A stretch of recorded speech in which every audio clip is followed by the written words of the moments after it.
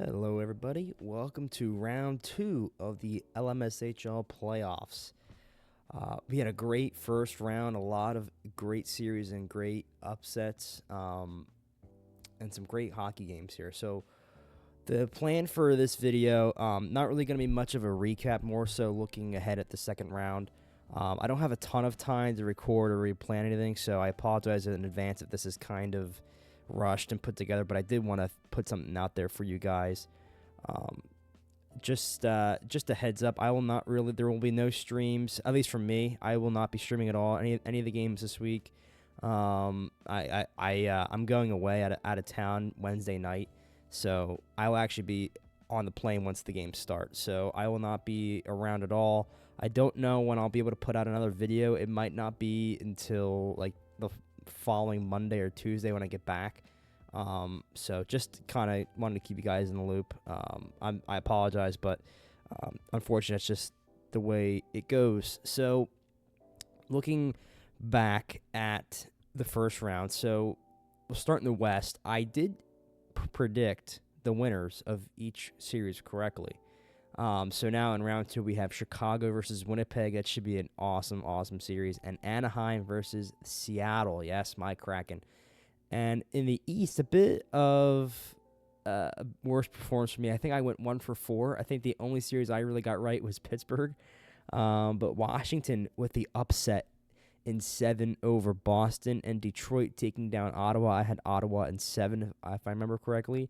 And Carolina coming back from 3-0 down to complete the reverse sweep. So good for them. So we'll start in the East. Taking a look at Washington. I didn't really think they'd keep up, but they certainly proved me wrong. Boston did not play as well as they could have, and Washington took advantage. And when Boston won Game 6, I thought that they had a really good chance of winning the series. I thought they had kind of captured the momentum back, but Washington stood tall in Game 7 and was able to get it done. So they're moving on, and they play Detroit, who, once again, with their experienced players, get past a really tough Ottawa squad. Detroit is a good, deep team. I did pick Ottawa. I thought their top players would have come to play, and some of them did. They did put up a 10th spot in Game 3, but didn't matter all that much. So Detroit will be taking on Washington, and Pittsburgh playing Montreal. I did say I did like the Pittsburgh depth against the Montreal top-end players, and that came to fruition, a 4-1 win, so Pittsburgh in 5. Not really too much to say other than that. I know some of the Montreal players were not too fond of my prediction, but I was correct, so womp womp. And then to round out the East, you have Carolina, who went down early 3-0. And then they battle back Thursday night. They go on to win 3 straight. And all of a sudden, we set ourselves up with a Game 7 Friday night. And they come in and they beat Philly. And now they're moving on to the second round. So with another win in this series, they find themselves in the conference finals after a disappointing season last season. But Pittsburgh's a tough team, man. I think they will certainly come to play, and as will Detroit and Washington. Now moving over to the West. So we'll start in Chicago and Dallas. Not a whole lot to say about this. Dallas did surprise me. They did get a win. So they did make it somewhat. They didn't get swept, so they made it respectable, so good for them. But ultimately, Chicago just too good of a team, and no disrespect to Dallas, but Chicago was the better team, and they are moving on to play Winnipeg. So Winnipeg, just pure domination Wednesday night in the first few games. They really poured it on Nashville.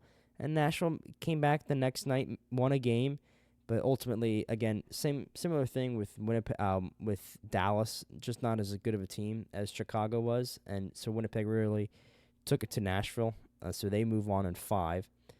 Now, moving to the other side of the bracket, we go to Anaheim versus Colorado. Now, I did see Anaheim winning, but they did impress me. This is a good team, and once again, if we go back to the regular season, they had won 12 of their last 13 coming into the playoffs. Now we add in the playoffs, they have won 16 of the last 18 games, if my math is right. So really just torching the league right now.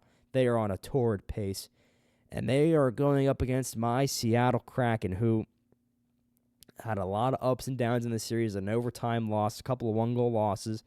And in Game 7, Friday night, they go down, they bounce back, we go down again, back and forth, and finally, with just 10 seconds left, the Canucks send the puck down, they dump it, seemingly have won the game. But then the Kraken make one last breakout pass, stretch pass up to the blue line. They break it in the zone. About 4.5 seconds left. They draw a penalty. So now there's an offensive zone faceoff. Down by 1. Seattle wins the draw. Cracky gets the puck. He shoots and he scores. And we force overtime. And then in overtime, Kraken get a power play. Cracky on the doorstep to shovel it home. And just like that, Seattle finds themselves in the Western Conference semifinals to play Anaheim. So very, very good rounds. I'm looking forward to even better rounds coming up here in the second round. That Chicago-Winnipeg series in particular should be an awesome, awesome series. So enough of the past. We are about 6 minutes in, so let's take a look at what we'll be watching in round number 2, all right? So we'll start in the East once again with Pittsburgh versus Carolina. So in the regular season, Carolina won 2 of the 3 games. Only loss was in overtime. These are the top 2 teams in the Metro. Like I said just now, Pittsburgh winning in 5 against Montreal, Carolina beating Philly in 7.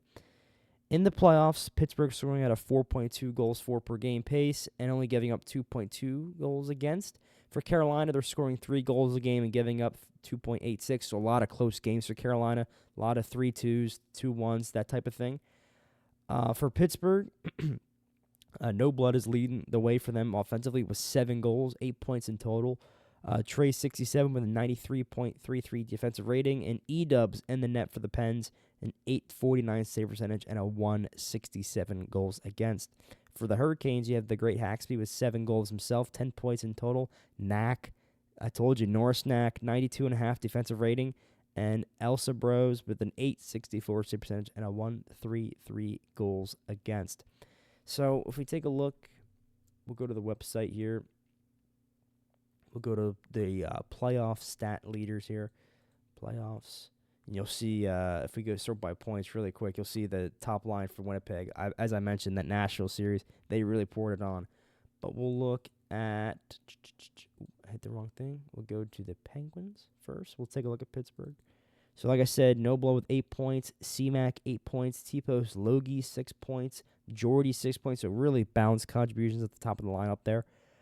You have Snow with 5 points. Trace 67 on the back end, contributing 4 assists. Sasquatch, also a defenseman, 4 assists. Cooper, a bit of a quieter series for him, only 3 points in 3 games. I suspect he will turn it up. He's definitely a player to watch out for if you're Carolina. And now, speaking of those Hurricanes, we'll go down here. Look at their points. Again, Haxby, 7 goals, 3 assists, and for 10 points in 4 games. Hungry, 9 points. He had a big game 7, if I remember correctly. Let's take a quick look. Playoffs. Friday, 4-point night for him on that game 7. It's really good output for him. Potato, 7 points. Christopher, 6 points. Daddy Joe Ferg, 6 points. Rukia with 5 points. Here's Knack with 4 points. So, again, similar to Pittsburgh, good balanced attack here for Carolina. And so now who do I think is going to win? So I think these two teams really match up well with one another. This series is going to go pretty far, 6 or 7. And in my opinion, I do think that Carolina slightly, I think they barely take this in 6 or 7. Pittsburgh has built a really good team, but I think Carolina just has the slight edge in depth. If Pittsburgh's depth guys can get going a little bit in the goal scoring, I think this series can easily beat Pittsburgh in 6. And it sucks because you have to pick somebody to win. And I just think Carolina will just barely edge out Pittsburgh, so I think they win in 6 or 7. I'll say Carolina in 7, all right? So that's that, all right? So Carolina, congrats to me. You might be moving on. I did not pick the East very well, so sorry about that. But moving on, we will take a look now at Washington versus Detroit. All right. So again, Washington beating Boston in 7, Detroit beating Ottawa in 6. In the playoffs, Washington is scoring at a 3.71 goals for per game, giving up 3.43 goals against. So similar to Carolina, pretty close games. For Detroit, they're scoring 4.33 goals for per game and giving up 3.17.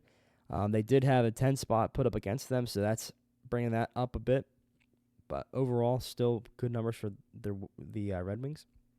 For the Capitals, Herb leading the way offensively with 7 goals, 6 assists for 13 points. TJ 8-0 with a 92.5 defensive rating, and the beater in net, an 8.21 save percentage and a 3.0 goals against. For the Wings, Gringo, a familiar playoff name with 10 goals and 12 points for the Wings. Foams on defense with a 90 defensive rating, and Big Cheese, a 7.77 save percentage and a 3.17 goals against. Again, those numbers were not too familiar with Cheese having those numbers, but again, that Game 3 drubbing really kind of tampered that a bit. So we'll go to, once again, we'll take a look at the playoff stats. We'll take a look at Washington first. So yeah, like I mentioned, Herb with 13 points, Dylan with 12, Sands with 11. That's a great top of the lineup players here. Kessel 7, Tech with 7, Stangs with 5, and then you got some of your defensemen down here. TJ, Sprex, Unjust Thrust, Namphy, Olympio down here as well. So really good balanced lineup here, especially with these top guys producing at the rate they are. Really good to see for Washington. Should give them some confidence going into this series. But we take a look at Detroit. Let's sort by points. Again, you have Gringo with 12, Presti with 11, Deaky with 9. Really good to see that again. Booch with 9, Alex Skies with 8, Sink with 6, Foams with 4, Snake with 4. Again, similar to Washington, although not as much at the top of the lineup, but still good top of the lineup production, as mixed in with some balanced depth as well. So I think this series will be pretty close. Not as close as Carolina-Pittsburgh, but I think Detroit will get the win in this series in 6. Washington will put up a good fight. These games should be close. And really, it'll all come down to how the top lines match up against one another. Like your Presti line against like the Dillon line. Like I don't know how those will match up and who will take the edge of that. But I think Detroit's depth does edge out Washington's just a little bit. And so for that reason, I think that's why they're going to be moving on. And so, according to me, I predict a Detroit versus Carolina Eastern Conference Final, which would be a dandy for sure. All right, moving on. Who do we got next? We'll go to the West, all right? So, in the West, we have, oh, baby. Yeah, this should be a good one. Chicago versus Winnipeg. Yes. So, in the regular season, Chicago did take 2 of the 3 games from Winnipeg. Chicago beat Dallas in 5. And Winnipeg beat Nashville in 5. Chicago is scoring at a 4.4 goals for per game and only giving up 2.2 goals against. For Winnipeg, a little bit of a different story. They're scoring a lot of goals, a lot of events happening in these games. 7 goals for and 4 goals against for the Jets. A lot of stuff happening there. Leading the way for Chicago is Scotty B with 7 goals, 9 assists for 16 points. Pak DeBong with an 80.67 defensive rating. And Rossler in net for Chicago with an 8.54 save percentage and a 2.0 goals against. For Winnipeg, a lot more offense. Temp with 23 points, which is just absurd. Dane with a 92.5 defensive rating, and Slays, by the way, 7.72 save percentage and a 4.3 goals against.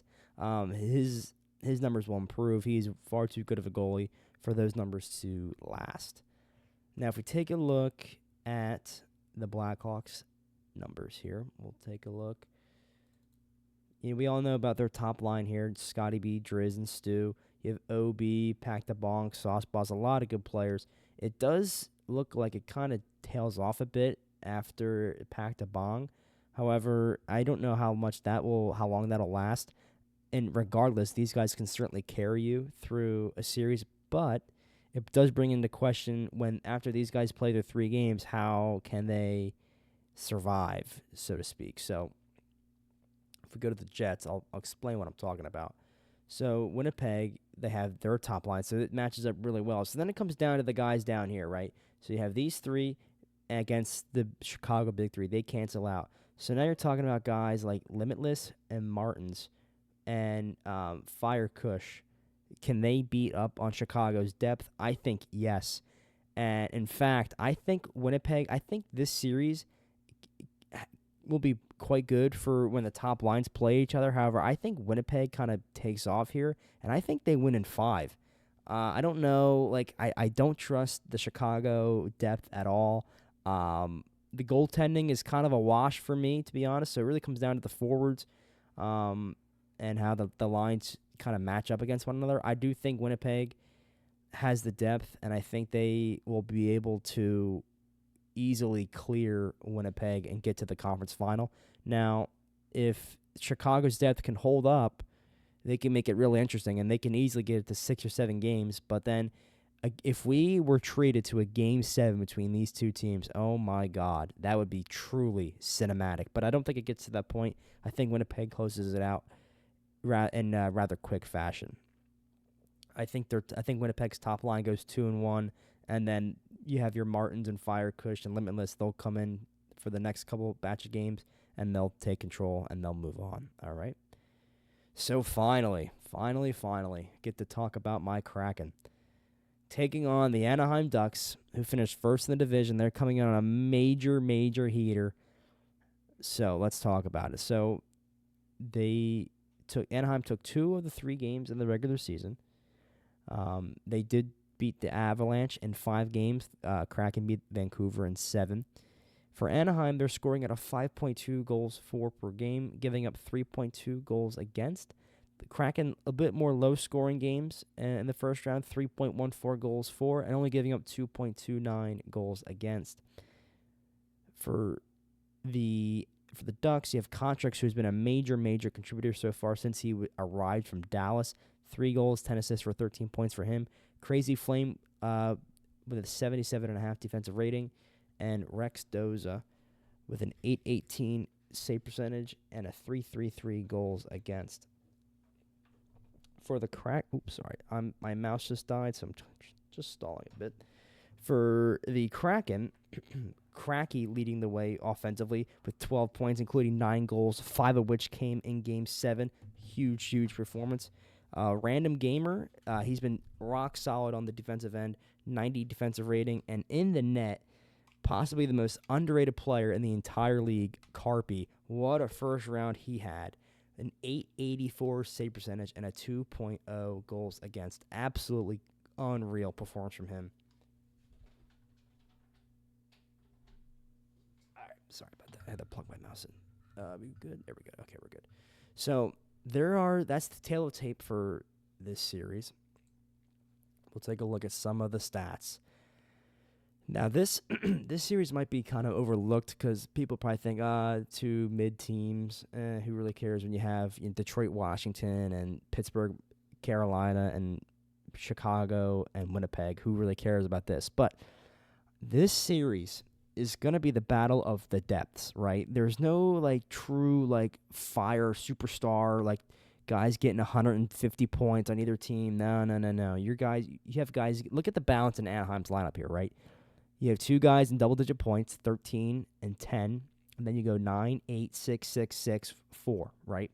It's just crazy. So the depth is really going to be on display, and it really puts into the spotlight is the line matching, and Anaheim being the home team, they do get the advantage of that, and they'll it'll be interesting to see if they can get the matchups that they want, but. Like I said, there's no, it's the same for both sides. Everybody has to be on watch for everybody, right? Because you have, DJ, Useless, Contracts, Buckeyes. These are all, good players. They might not be, winning MVPs or, most points, but, these are still really good players. You know what I mean? So, And we go to the Kraken side. A lot of these guys might be under the radar unknowns, right? But you have Cracky with 12 points, and you have me with 7 points, Page with 7, Yasser with 6, Pooch 6, Kai with 4 on D, Kevin Jamo with 3, Specs with 3, and these the excuse me the games against Vancouver definitely more defensive. I think Vancouver and Seattle are very two similar teams. A couple of overtime sprinkled in there, Game 7, so it's easy to see how these could be grinded out games. So Seattle has proven they can play that way, and they can also score some goals as well. Cracky definitely leading the way in that department. So who's going to win this series? Now, of course, I'm going to pick the Kraken because I'd be crazy not to. I'd be doing my team disservice. However, I do want to say this. It's not like Anaheim is some pushover team. I got to give Storm a ton of credit. He has built a team. Like, he took over the Rangers several seasons ago, and they were nothing. Rear had just left the server, I think. And Storm comes in and takes the Rangers. He moves them to Arizona. Then he moved them to Anaheim, and they were so bad. Shitty team, automatic win every single night, going on 10-game losing streaks like it's nothing. And then he really stuck with it, drafted good players, made savvy trades, including the Contrix trade, which I am a big fan of. And really, just the team's hot at the right time. Now, it's a video game. It's not like real life. Doesn't matter. I don't know, but you can't deny that winning 16 of your last 18 games, that's not nothing. So I think I do like my team's chances. I could easily see this going Anaheim's way. I think Seattle wins it in 6. However, I could easily see it being flipped the other way, Anaheim in 6 or 7. I think the depth of both these teams will be on full display. And it's really a testament to Storm to building the team the right way. You're not cheating the system. He stuck with it, trusted the process, and now he's got a chance to get to the conference finals, right? Neither one of these teams have been to the conference finals yet. So that it's a really good story for both sides to see a team finally make the conference final. So really, really good to see that. It's great for the league. Obviously, I hope my team wins, right? But at the same time, if I take a step back, I can be not equally, but almost as happy for Storm and Anaheim to get to if they win, they can get to the conference finals. I'd definitely be rooting for them. Winnipeg or in Chicago would both be tough opponents, and then whoever comes out of the East, definitely tough. But just a great job, the Storm. All the guys in Anaheim did a great job. I'm really looking forward to playing these guys. Should be a great series. And whoever wins, it's been a great season no matter what. So that's all I have. Again, I'll leave you guys with the bracket one last time. So here you go. So look out. I'll see if it's gonna be tough for me. I'm gonna be on the other side of the country, so I'm not sure if I'll be on Discord that much. I really don't know. But I'll try to keep up as much as you can. If you guys have any questions or you want to reach out, my DMs are always open. I don't know how quickly I'll get back to you because I will be, again, away. But I'll do my best, all right? So, again, thanks, everybody, for tuning in, and I will talk to you soon.